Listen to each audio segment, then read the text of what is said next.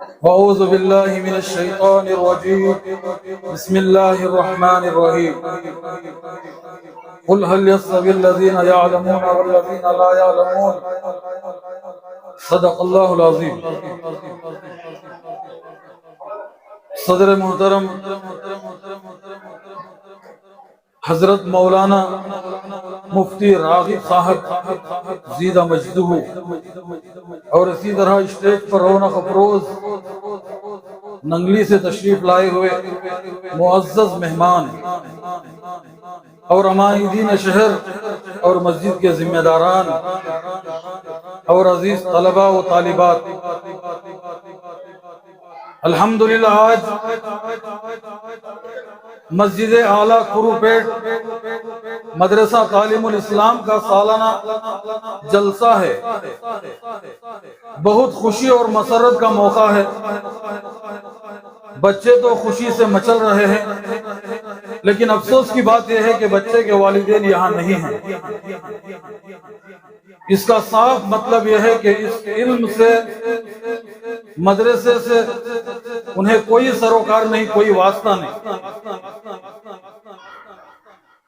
مجھے ماں باپ کو کچھ ضروری پیغام دینا تھا، لیکن افسوس کی بات ہے کہ وہ اب یہاں نہیں ہے. لیکن وہ چیز میں سامعین کے سامنے ذکر کر کے چلا جاتا ہوں. مدرسے میں بچے صرف علم حاصل کرتے ہیں، طوطے کی طرح رٹ لیتے ہیں، لیکن ادب اخلاق وہ گھر میں سکھانا چاہیے.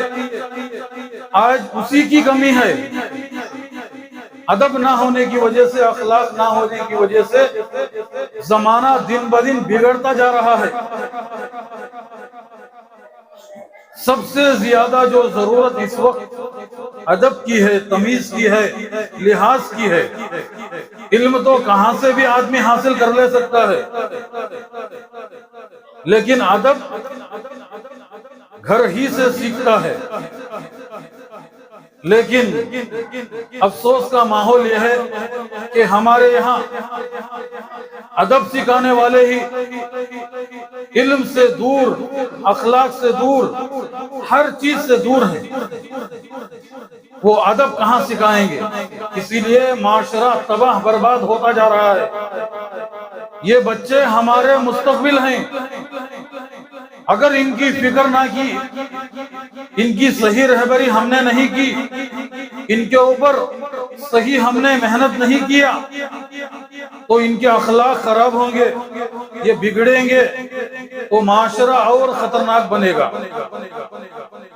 حدیث پاک میں بچوں کو اس گلشن کے پھول بتایا گیا ہے. اس پھول کی ہم خوب رکھوالی کریں، حفاظت کریں. جس طرح مالی، باغ کا مالی پھولوں کی حفاظت کرتا ہے، وقت پر کھاد دیتا ہے، پانی دیتا ہے، کیڑا لگنے سے پھولوں کی حفاظت کرتا ہے، جراثیم سے پھولوں کی حفاظت کرتا ہے، تب جا کر وہ پھول بازار میں یہ قیمت لیتا ہے، اس کی قدر ہوتی ہے، قیمت ہوتی ہے.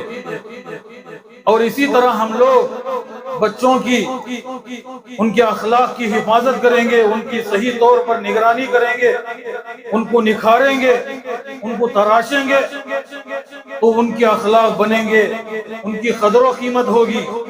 وہ دنیا میں کامیاب اور آخرت میں بامراد ہوں گے. اس کے لیے ہم لوگ یہاں جمع ہوئے ہیں تاکہ بچوں کے اندر علم کا شوق پیدا ہو، ان کے اندر ایک جذبہ پیدا ہو کہ قرآن ختم ہو جائے اور دوسری کتابیں پڑھنے والے وہ بنے، اور اسی طرح اخلاق کی بھی وہ حفاظت کر لے. آج انہی چند باتوں پر میں اپنی بات کو ختم کرتا ہوں، اور حضرت مولانا مفتی راغب صاحب کا میں ممنون اور مشکور ہوں. اور اسی طرح میں مبارکبادی پیش کرنا چاہتا ہوں اس مسجد کے ذمہ داران، کمیٹی کے احباب کا. اور خوش قسمت ہیں وہ لوگ جو اس وقت جلسے میں آئے اور جلسے کو کامیاب بنانے کی کوشش کی. اللہ تعالیٰ سب کے جذبات کو قبول فرمائے، سب کو ترقیات سے نوازے، سب کی دنیا اور آخرت سنوارنے کے اللہ تعالیٰ فیصلہ فرمائے، اور اللہ تعالیٰ آج کے اس جلسے کو کامیاب بنائے اور بچوں کے مستقبل کو روشن بنائے۔ آمین وآخر دعوانا ان الحمد للہ رب العالمین۔